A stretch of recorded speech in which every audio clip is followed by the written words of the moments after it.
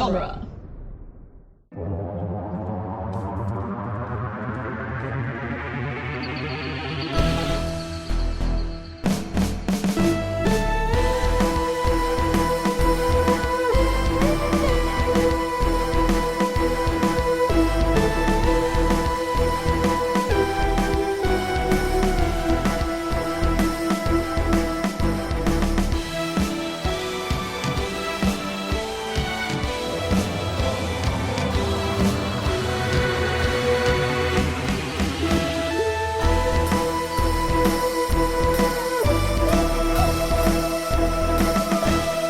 Hello and welcome back to the Doctor's Companion presents Doctor Who, The Long Way Round, the weekly podcast where we review and discuss every episode of Doctor Who, one doctor at a time. I'm Nick Jimenez. I'm Scott Corelli.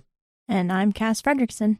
Today on the show, we'll be discussing Seasons of Fear, the 8th Doctor's 8th story. This is a Big Finish audio special that we listened to on Spotify, first recorded in 2002. Yeah. It is available on Spotify, so if you want to listen along, by all means. So this is written by Caroline Sincox and Paul Cornell. I don't know for sure. I couldn't find any That's information. That's his wife, right? What's that? That's his wife, right? They're married? Oh, is that right? Okay. Yeah, I think so. Oh, okay. Nice. That's great. So I'm not. The thing I'm unsure about though is whether or not this is Paul Cornell's first writing gig for Big Finish. It's early enough that it's possible because it's only the 30th Big Finish Doctor Who release. Mm-hmm. So I think it may very well be his first Big Finish writing gig. So this is probably also the first time that he's written something for Doctor Who that was actually performed by a Doctor Who actor. So that's kind of exciting. Yeah. This is directed by Gary Russell, who is a Big Finish part of their crew. And yeah. So I don't know. I'm curious. I don't really have a lot of background on this one. Like we do, like what is the background for a Big Finish audio thing? But I am curious what you guys thought of this one. I had no memory of it by name, and then as soon as I started listening to it, I remembered which one this was. Seasons of Fear, written by Paul Cornell and Caroline Simcox, directed by Gary Russell, produced by Gary Russell and Jason Hailary, released March 25th, 2002. The Doctor and Charley finally keep a long-standing appointment in Singapore, New Year's Eve, 1930. There they meet Sebastian Grayle, a ruthless immortal that, while a stranger to them, claims to be an old enemy of the Doctor. The Doctor and Charley set out on a madcap journey through time and space to uncover the secret of Grayle's immortality and his obsession with destroying the Doctor. With each step on their journey, from the streets of ancient Rome to the time vortex from the opening of the show, the Doctor and Charley drive their foe beyond the peak of badness and eventually push him off a cliff or something. I already forgot. After defeating Grayle, however, Lucy Martin, an ally the Doctor and Charley met back in 1806, is killed by a mysterious, energy-consuming creature from another universe who happens to sound a lot like Charlie. It's bad guy girl in the fireplace. I remember this. Nice, yeah. And so it, I had a good time re-listening to this for the most part. I think that it's personally, I think it's a little repetitive. But the last part is really good. Part 4, I really like a lot. So what did you guys think? Cass, have you ever heard this before? I don't know that I had. If I have stricken it from my memory. And it's interesting that you say that you like part 4 because I think I like the first couple parts of this more than the last couple parts of it. Okay. But yeah, it was fine, I guess. Yeah. It's okay. It was better than that other one. Yeah. I actually had a lot of fun with this one. There was so much, there were so many fun moments between the Doctor and Charlie that just made this. It felt like a romp. And actually, I had this thought that I've never thought about Doctor Who working as a movie. Remember that rumor back in the day Mm-hmm. that 11 was so popular that they were going to make like a feature-length movie? Yeah. Mm-hmm. And I actually think that this kind of story is using the strengths of Doctor Who to fit kind of like one single I liked how he was him bopping back and forth to these big dynamic different areas, chasing like one villain who has a lot of weird thematic similarities to it almost had like kind of a Star Trek Into Darkness vibe. I know not the best example for a lot of people, but like the doctor like chasing down this one guy, and like they have duels and they have sword fights, and he's like, you said bad guy girl in the fireplace, where it's like a good villain, you can kind of see where his pain is coming from. I agree with Cass that actually it kind of got away from me by episode 4, but I don't know. I think like I just had it got a little, but then I really like the ending. Like the climax was like bad guy Christmas Carol. Yeah, right. And I thought that was, that's really cool. And it's like the Doctor being the Doctor and not just like, an action hero. Yeah. And yeah, but I the best parts for me were just all the funny little moments between the Doctor and Charlie. I think their chemistry is really fun in this. Yeah. Charlie was really good in this. Charlie is really good in this. There's also a lot of I didn't realize how important this episode was in the story of Charlie. Oh yeah, that blew me away. I didn't know any of that. Oh yeah. So there's like, we get the setup of Zagreus, which I think is a season 2 Charlie 8th Doctor, like season 2 story. But it's set up, I think, in Neverland. No, Zagreus is like the episode 50, like the 50th release, right? Yeah, because it's like 4.5 hours long or something. Right. Zagreus is mentioned the story, listener, as like a scary like boogeyman and a Gallifreyan bedtime story that the Doctor was told as a kid. Yeah. And so we're setting that up, which I'm relieved about, just because I didn't realize how close we were to Zagreus. I thought that was like ways away. Because when I listened to this before, I popped around, and so I didn't realize that I wasn't skipping that many stories, I think, as I thought I was. So like I'm glad I'll be happy to be on the other side of Zagreus, because we're that much closer to Lisa Miller. It's like from Scott Pilgrim. Yeah, no, Lucy Miller, right? Lucy Miller, yeah, Lucy Miller.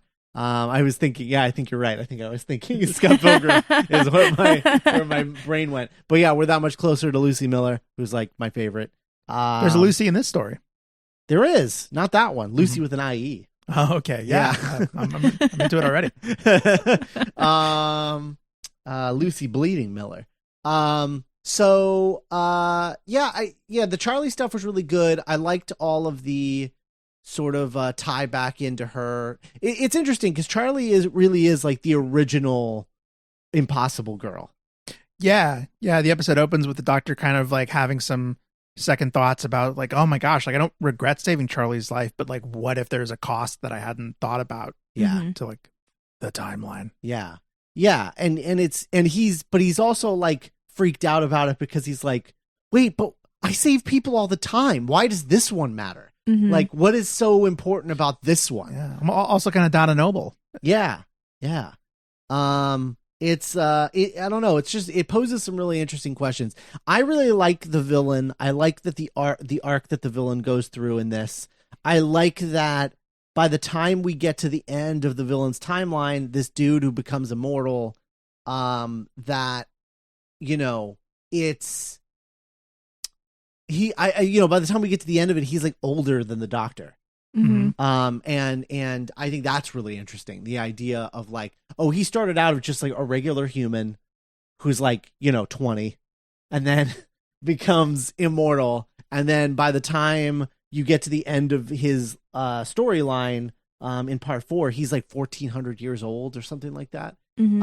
It's crazy. I really think that that's cool. It reminds me a little bit of the Centurion kind of thing, where it's where it's like, I'm gonna take the TARDIS from A to B, but you're gonna live from A to B. Yeah. And when I see you again, you'll have lived like 1,000 years. So that kind of sucks. Sorry. But but I think it's cool. Yeah, I thought all that stuff was a lot more interesting than like the cult stuff. Yeah. Well, the cult stuff, I don't know if you guys clocked this. Yes, the I Hellfire? did. Yeah, the cult stuff comes from Minuet in Hell. Oh yeah, I know. Yeah. I had a sense memory as soon as they mentioned the Hellfire Club. I know. I had like a flashback to us recording that episode like 3 times. Yeah. That nightmare of an episode. Like bad fanfic.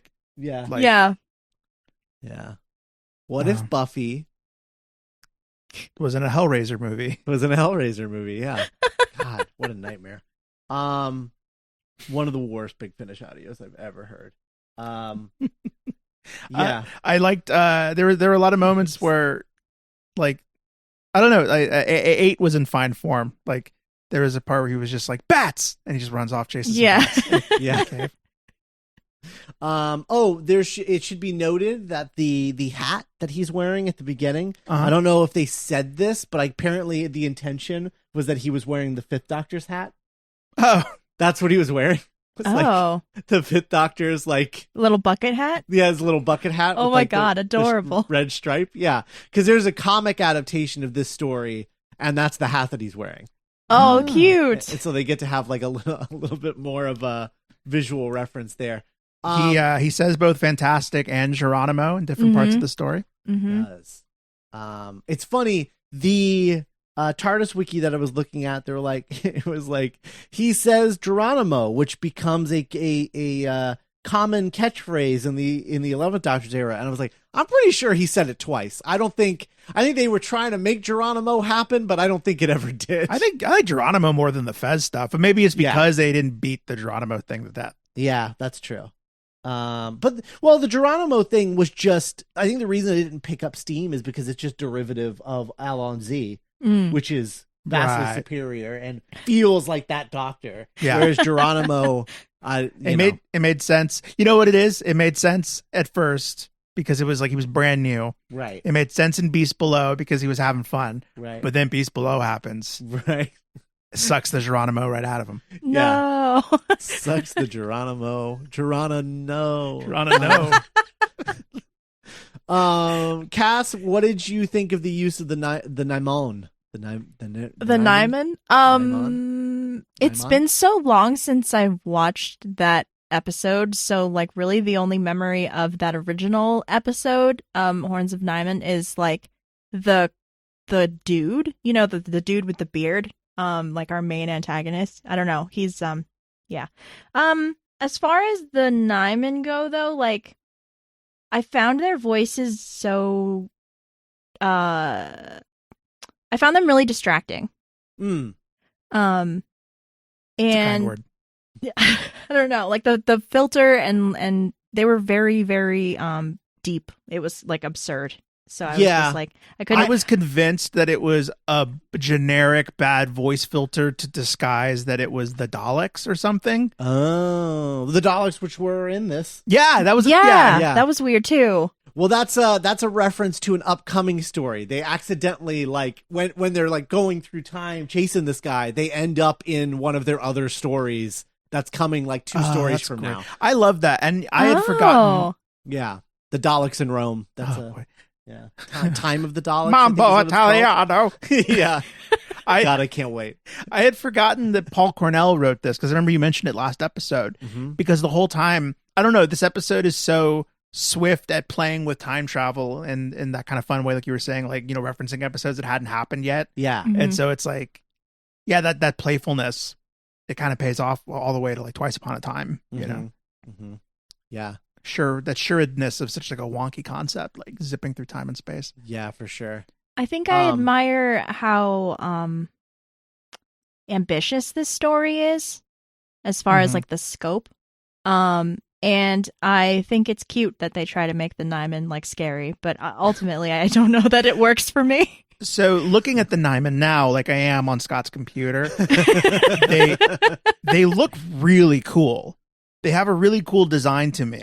They kind of look like scarabs, like locusts, but in a big, they sounded just so dumb. Well, I think that's a thing that Big Finish struggles with, I think, forever. Mhm. Is finding new ways for villains to sound, because Yeah. I think because they don't have the visual to lean off of. Like the Nyman, you know, I mean, you couldn't make a Nyman sound like a Dalek, but you could make it sound like literally every other beastie monster in the show, and you wouldn't notice because you're looking at it. Yeah. But when you're just listening to it. Right, when you're just listening to it, It's you just have to figure out a way to make them sound different, and I think that's a struggle that they have, I think, forever. Except with the Daleks, because the Daleks are so distinct, and like the Cybermen too, I think. And because I'm thinking now, like, what do Doctor Who monsters sound like? And the Centaurans, I bet, would also fit well. Sure, yeah, because they have like a speech pattern. The Jadoon. Yeah, the Jadoon have shown up as well, and I'm sure they sound great in audio. Is there an Audio Angel story? That would be impossible, right? Yeah, I think that would be impossible. I think there is. Actually, no, there is. I remember. Because they did that thing where it was new Who monsters mixed with classic Who doctors. Oh, that's fun. And so the Jadoon, I think, were with the 8th Doctor, and I think the Angels were like with like 4 or something. With like Tom Baker. Yeah. Which is interesting. So another thing that's important to note about the Nyman, Nick, is that they are related in the same way the Sensorites. And the Sensorites and the Ood are related. They are related to that thing in the hotel. Yeah. The God Complex. Yeah, the God Complex. The Minotaur in the hotel. Yep. So inside of those husks is a Minotaur? Yes. Great. Space Minotaur. Instant top 5 monsters. Yeah. That's a good episode. Yeah, it is. It is. He's the guy that I wish was running the show now. Toby Woodhouse. Yeah. Oh, what a world it would be. Yep. Well, we wouldn't have Graham. That's true. We wouldn't have Graham. But overall, we might have a better show. That's the cost. Yeah.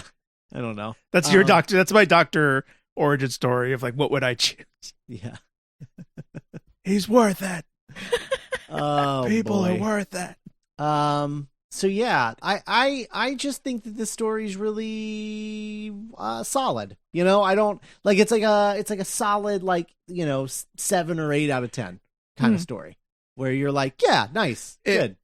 It reminded me of like a movie, like a summer movie or like a franchise movie where, okay, I didn't love this plot, but I love these characters, and it kind of made going on the journey more fun. Just like Star Trek and Detectives. Yeah, just like Star Trek and Detectives. Like, there was that part where the doctor's like, isn't this great, Charlie? Like, we know where we're going. We have our costumes. We're dressed in period. We did research. And she was like, yeah, we were in that monastery for like 3 weeks. It was good. There was that line about how she's like, I went to an orgy once. Oh my God, that made me laugh for like a minute. I had to pause. The delivery on that line is superb. It was so funny. It's really good. I didn't stay. I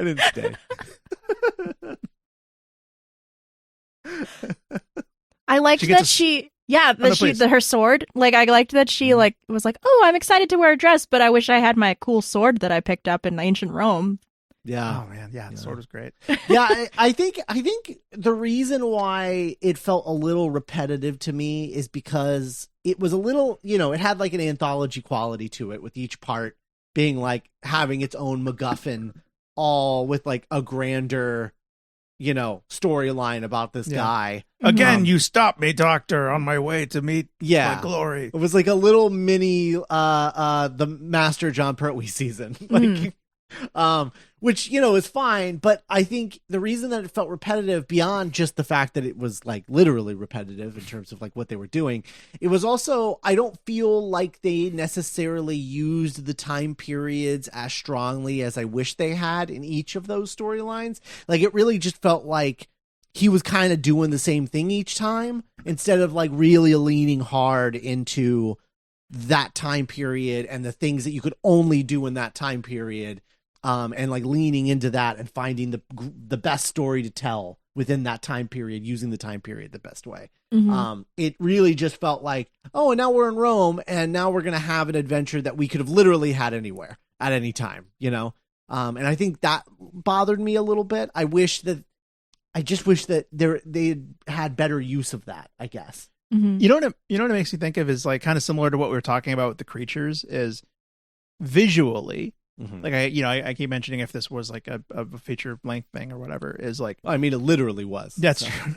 But like like visually, like they're in Rome, they're in the 1000s, but once they are there, without the visual of aid of watching it while like just listening, I would forget. Yep. Until someone was like, "Oh, you dropped your mace." I'm like, "Oh, that's right. They're in medieval times." Right. Mm. Yeah. That was definitely my issue as well.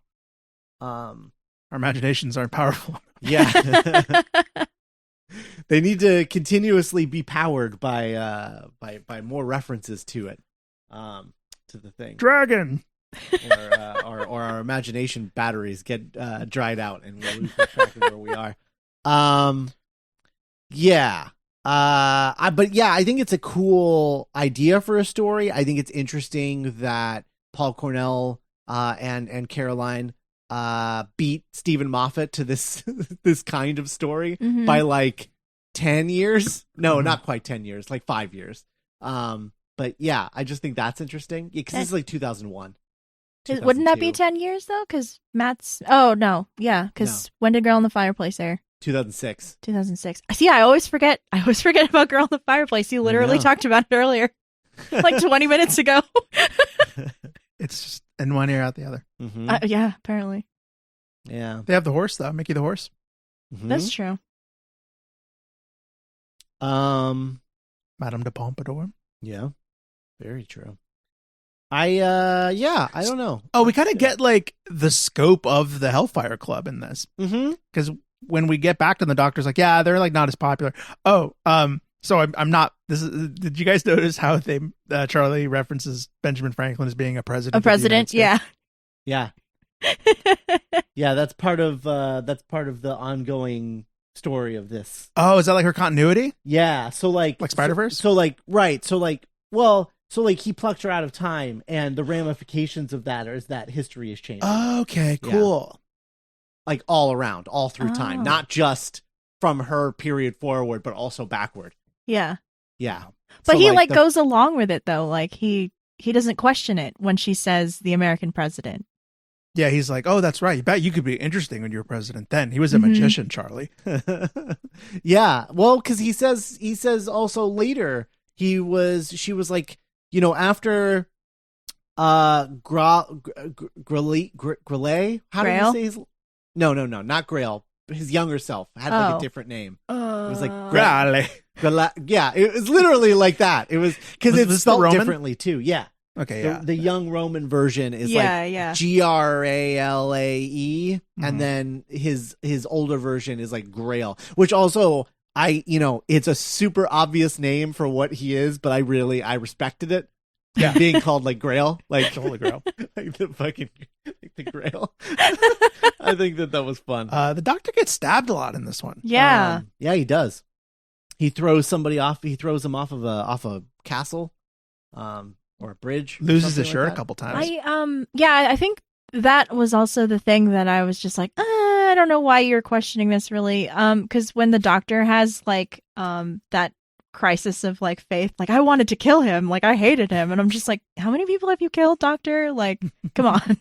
Yeah, I know that's not true. this specific doctor, but whenever I don't know, especially with like classic doctors, whenever they like get all, I don't know, weird about, because the doctor is like literally, because we just watched like a 6th Doctor episode and like people have guns and stuff in that one, Mhm. Sure.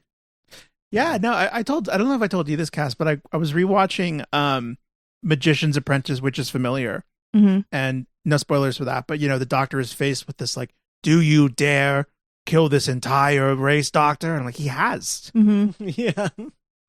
But yeah, when the young version of Grail finds out about old version of Grail, and he's like, this dude sucks, I'm gonna kill him. hmm And then by killing him, it like erases him from time. And then Charlie is like, my brain is weird now. Mhm. It's all like soup. Like I remember some things from when he existed, but they also don't feel real. And now I'm remembering other things that never happened. hmm And it's all soup and crazy. The And I doctor think was that like, good, yes. I think that has to do with the Ben Franklin Okay. thing, where it's like It's like that's what's happening to the Doctor, I think, is what we learned Oh, okay. later, is like he starts to realize that his brain is soup and it's because of Charlie. Benjamin Franklin wasn't the president. Yeah. I think stuff like that starts happening. So what's the As we deal go with along. evil Charlie? We'll find out. I really like that this episode is like, it's like, hey, you're watching a serialized thing, just so you know. Like, I know you're not used to that with Doctor Who, but Yeah, it was cool. yeah, it was Mhm. cool. I liked it. They started doing like heavy serialization before New Who started, which is pretty cool. Man, Paul Cornell should have. He should have. Why wasn't he ever in the conversation to take over after Moffat? Was he? No, because I don't think he's ever showrun anything before. Oh, Yeah, I think that's the key, is they have to have showrun something. wow. Has Um, he written? What's his post-Who career been like? Comics for a long time. Wrote for Marvel Comics. Wrote for DC a little bit. And then I think he's just been doing novels. Oh, cool. And occasional like miniseries and stuff like that. Fun. Yeah, he wrote some like Excalibur, I think, for a while. The British X-Men. Mhm. Yeah, Excalibur. I get it. Yeah, Clever. with like Black Knight and Excalibur. With like Black Knight and some other characters. He did that for a while. I think he wrote some Batman for a while, I think, if I'm remembering correctly. But not like the main book, like a side book. He never really quite took off in comics, but he was working steadily for a while, for like a solid like 5 or 6 years. He was writing a lot of comics. And I think that was all from Doctor Who fans. In fact, I want to say Dan Slott got him the job, because Dan Slott's a massive Doctor Who fan. So much so that his Silver Surfer run is literally just Doctor Who. Yes. It's just Silver Surfer picks up a companion and they go on crazy cosmic adventures. That's awesome. Yeah, it's good. It's fun. I've read the first trade, Mm-hmm. and it was really fun. Yeah, he has like kind of. He is actually kind of Eighth Doctor, because there's something very like romantic and Mhm. like sweeping, Mm-hmm. and like even he makes a joke about it. He's like kind of prone to monologues a little bit. Mm-hmm. Yeah. So anyway, I don't think he's ever showrun anything, which is probably why he was never in the conversation. Sure. But it's interesting. I don't know. The Chibnall thing is interesting, because I just like, in retrospect, I just think about like, we're now 2 seasons into this, and it was like, was this his plan? Was this like what he was wanting to do with the character when he got on board? Like, is this what he pitched to the BBC of like, we're gonna go into the behind the hood. Right. Go into the weeds and really like re-explore like what makes this character tick and everything. I'm wondering if that was part of his pitch, that's what he wanted to do, or if he's finding that as he goes along, because season 2 does feel so much different than season 1. Mm-hmm. Of his version of the show, not Eccleston to Tennant, which doesn't really feel that different. But yeah, I don't know. It's interesting. All of that. Does the serialization that gets kind of hinted at continue on into the next story? I don't know if it continues on to the very next story, but I know that we have that Dalek story coming up in 2 stories from now. Cool. I think the next one is called Embrace of Evil, which is pretty metal. Oh, one thing that I love when Embrace the Darkness. Sorry, even more metal. Right? One thing I love when things do is when they say the title of the thing in the thing. Yeah. And I was just like, oh, he said the thing, which is like the most unnaturalistic dialogue ever. But I was like so enamored with the fact that he said the title of the story. Yeah. It was very. I liked in the context. It was very like comic book, like schemy. Like, oh, you've given me countless seasons of fear living in. Mm-hmm. Kind of like Scott said, like, yo, this dude's been around for like a minute. Yeah. There was a part where Charlie told the Doctor that such and such didn't give him license to meddle. And it occurred to me that License to Meddle could be like the name of a Doctor Who story. And License to Meddle is is the first album from Embrace the Darkness. There you go, yeah. License to Meddle. Oh man. let's see. There were some fun moments in this. Yeah. Trying to think if there's anything else in here. I like the Doctor's conversation about immortality and about how he prefers his version of immortality versus Grayle's, where like Grayle stays the same person and never changes his point of view or perspective for 1400 years, whereas like he's constantly dying and regenerating and changing perspective and personality, and he's like, I think it gives you like a better outlook on the world, and I thought that was like kind of an interesting way to look at regenerations. And yeah, the way he said that like time is just piled on top of him, right, and the way that he pitied him, right. I thought like, oh, this is a cool Doctor moment, where it's like every time he regenerates, he's like, yeah, it sucks because I stopped being, this person, but also I get to lose all of that baggage. Yeah, the baggage I get to start over basically, and that's kind of cool. I think the character that Maisie Williams plays in the Capaldi era is kind of like a weird fusion of those two things, where like she like literally can't remember like large swaths of her life because she's immortal, and so like it is kind of like, I don't know. I was just thinking about that. It's kind of like a compromise between like regeneration and like whatever the hell this guy went through. Yeah. Shielder is a really interesting character. That's one of the, I don't know, like I appreciate the clean cut that happens when you change showrunners, but that would be a great Big Finish get, is like a Maisie Williams, a Shielder series. That would be huge. I feel like that would be tough for them. But that would be amazing. Maisie Williams with Jenna Coleman. Yeah. As they're like bopping around in their TARDIS. Yeah.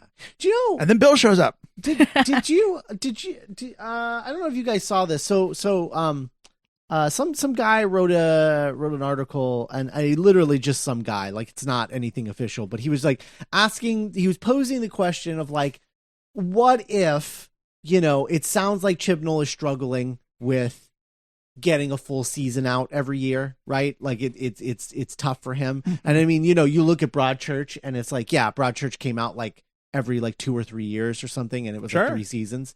And so and it was like, 3 episodes, the quality level dipped every season on top of that. Granted, it feels like it's going in the opposite direction with Doctor Who, but he still seems to be struggling in terms of getting a whole season out.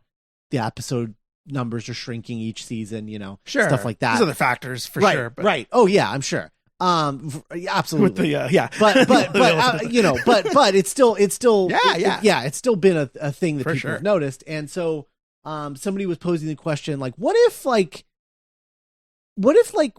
you just like swapped 8 and 13, like where you went back and forth, where it was like Doctor Who is on the air, but it's 8 Doctor Adventures for like a season of 8 Doctor Adventures, like a spin-off, but you're just following another Doctor. And then you go back to 13 like the next year or whatever. And therefore like Chibnall has time to like perfect the season that he's working on because someone else is still putting Doctor Who out on the air. I would love like a 5-6 episode like Ruth Doctor miniseries. Oh yeah, that would be cool too, for sure.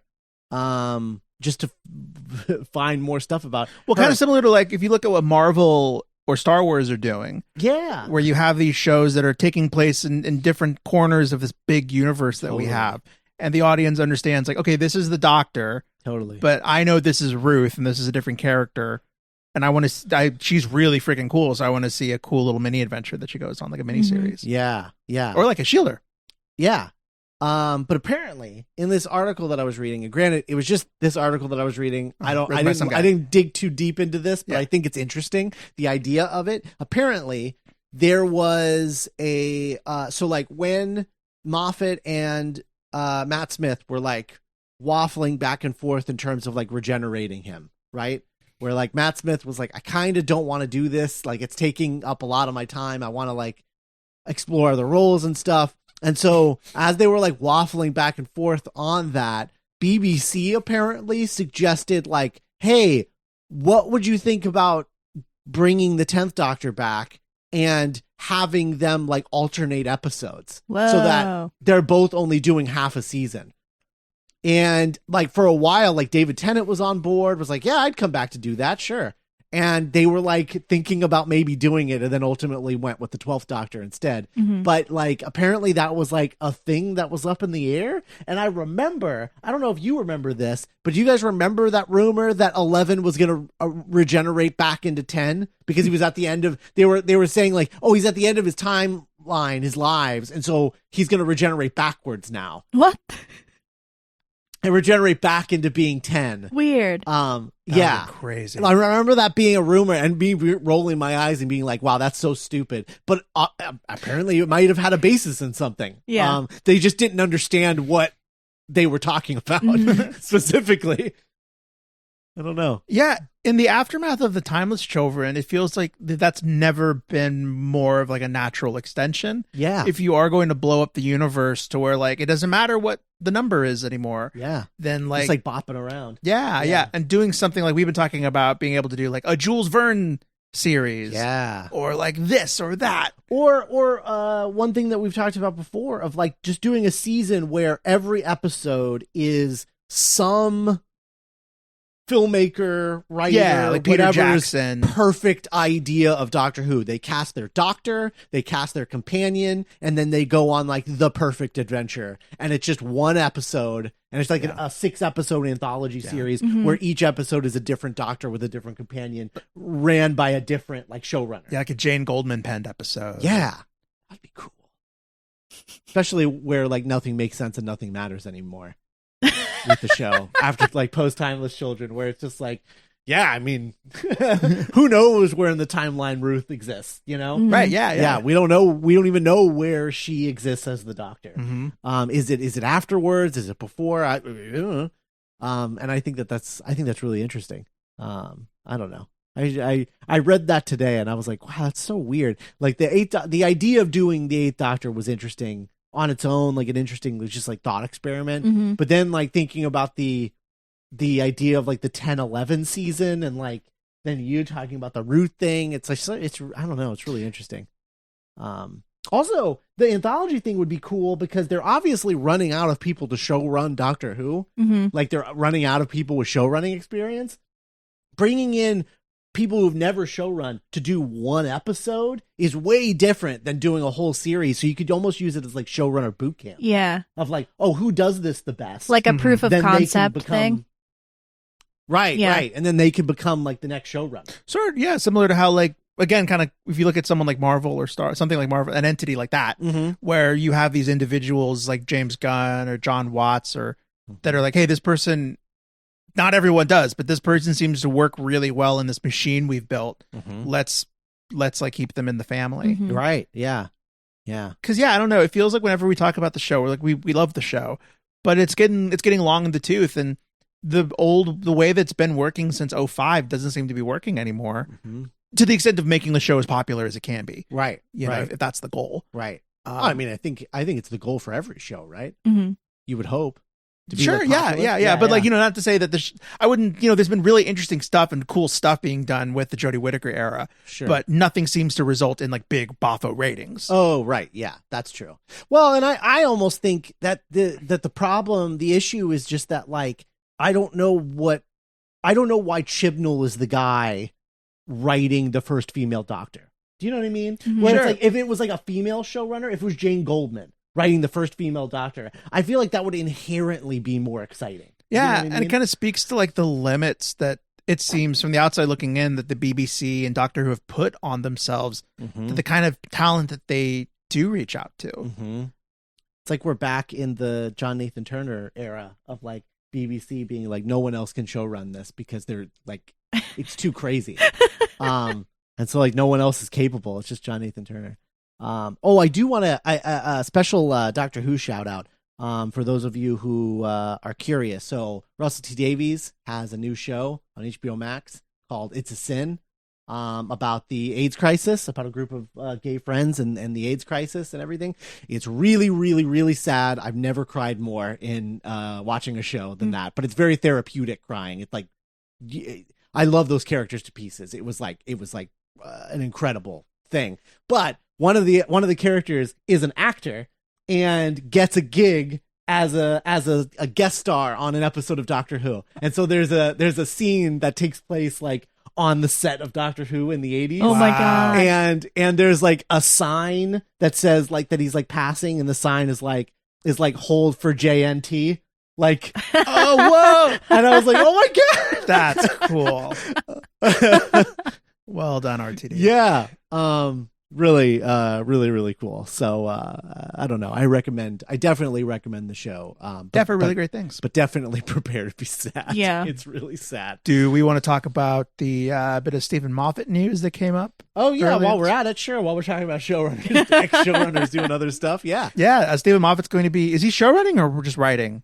Producing? Both. I mean, yeah. Both? Right. Well, I mean, I don't know. 'Cause like it's British, so the showrunner concept is different. Yeah, I was about to say, like, is this an American production or is it like? I think it's British because Sue is producing it. okay. So Sue, his wife. Yeah, Yeah. an adaptation of The Time Traveler's Wife, which was a novel, Yep. and then it was a movie with Rachel McAdams Mhm. and Hector from Troy. And- I thought the noise was going to be Hulk. no, even better. It's not. His greatest role. And it's going to star Rose Leslie from Game of Thrones and presumably the male lead from the Divergent movies. Is that he's the male lead? Yeah, he's like the Edward, the PETA. Okay. What a time! What an era Right? PETA. of fiction. Man, each one just got a little bit worse. Each one just got a little more vague. Yeah, a little more vague. Yeah. Oh boy. Yeah, I don't know about him. That feels weird, but I, who knows? It's entirely possible that he could turn it on its head and gender flip it and make her the time traveler and him like And the wife. the wife. Yeah. Which would be cool. I would be into that. And Scott made a reference on the Discord about how this is like another adaptation of Girl in the Fireplace to bring it full circle. Mm. He's just been trying to adapt Time Traveler's Wife his whole career on Doctor Who. That's all he's been trying to do. Rose Leslie would be like a bomb doctor. Oh man. Yeah. Like she would be man. so good. That'd be great. She would be. There you really go. good. Yeah. Yeah, she'd be really good. I also want to say that there is let's see, the actress who is in It's a Sin. And I say actress because she's one of the only ones because it's male heavy it used cast. to be originally the title of the show was Boys, and which is a better title, especially when you get to the end and get like the whole picture. Boys was definitely a better title. But they couldn't call it that because of The Boys on Amazon. Most So they popular had show to in the change it to It's a Sin. Lydia West, who plays the character Jill Baxter in It's a Sin. I want her to be a companion so bad. She is like Oh, cool. a perfect Doctor Who companion. She's so good. She was in this. She was in his previous series, Years and Years, which I also watched, which was excellent. And then she was in Stephen Moffat's Dracula adaptation. She played Lucy in that. Wow. So like She's circling. she's worked with like the two previous Doctor Who like head writers. Yeah, she just needs to be on Broadchurch. Yeah. Too late for that. It's like a but juror, God. a rural juror. But yeah, she's excellent, and I really, really want her Nice. to be a Doctor Who companion. After Dan leaves, you mean? Right, of course. After Dan leaves, I don't even know that she would necessarily be a good companion for 13. 13. I feel like I would want to save her for like a fresh start on like with 14. Yeah. Which I'm personally convinced. Sorry, we're going way off the rails with this one because We're done. You yeah, got we're the done, joke. and Yeah. we don't want to give you guys like half an episode. Mhm. He kills himself because he doesn't want to be evil. Yeah, he kills himself, and then everybody forgets that he ever existed, and then he goes back to being like a good little boy in Rome, I guess. in Rome. Yeah, but what was I thinking of? I was thinking about 14 and how like they're going to be like on the look for 14, even though Jeez, they haven't it's even weird. officially said that she's regenerating. Yeah. But I think like everyone is sort of working under the assumption that like It's just so weird hearing you say 14. Right? yeah.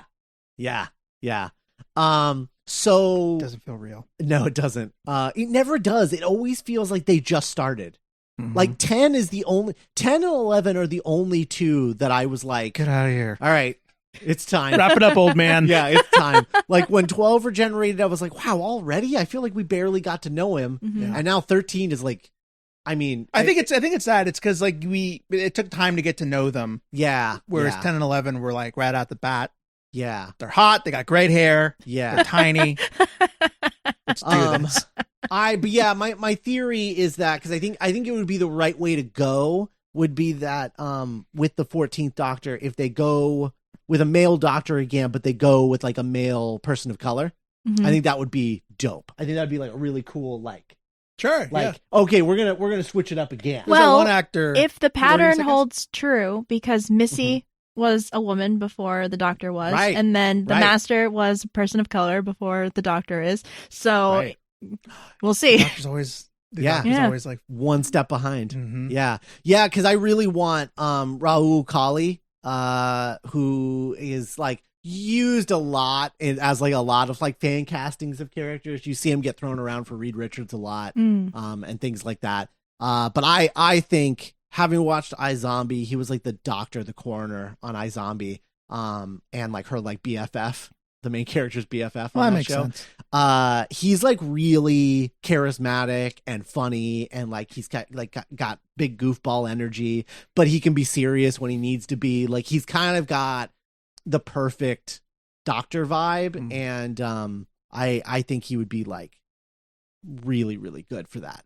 But I think Tom Holland should be the Doctor. Couldn't even say it. well, if you hear him talk about it, he shouldn't even been Nathan Drake.